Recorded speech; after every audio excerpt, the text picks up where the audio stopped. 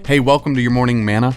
This week we're going to talk about the story of Jesus calming the storm, and we're going to talk about ways that we can experience peace in our lives. So let's jump right in. Mark chapter 4, verse 35, it says this: "On that day, when evening had come, he said to them, 'Let us go across to the other side.' And leaving the crowd, they took him with him in the boat, just as he was, and other boats were with him." Now, just for context, they're on the Sea of Galilee, which had a reputation for producing violent storms. In fact, a lot of fishermen wouldn't even go out too far. They'd stay close to shore just in case a storm suddenly arose. However, this trip was different. Jesus just told his disciples, "Let us go across to the other side." So they're going to have to cross the middle. They're going to the Decapolis. There's going to be an amazing story that happens there.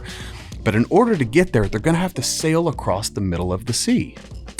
Now, I don't know about you, but there's times where I feel like the path that God has for me includes navigating through waters that I know can get choppy. And that can be intimidating. You know what I mean? Like, am I really supposed to start this business venture right now? Or are we really supposed to have another kid right now? Do we really need to move again? And all these things, they can be great, but they come with risk. And sometimes risk can be intimidating. And it causes us to question ourselves. Is this really the right thing for me?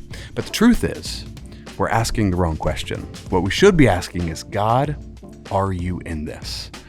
See, a lot of times we have our own plans and ideas, and there's nothing wrong with that. But when God is the one who's calling us to something, when he's the one initiating our path, it's completely different because he is with us.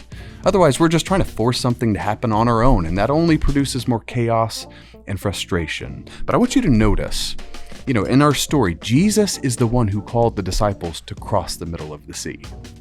Now remember, they're experienced fishermen. They knew the risks, and so they're not just being haphazard or naive. They were following the direction of Jesus.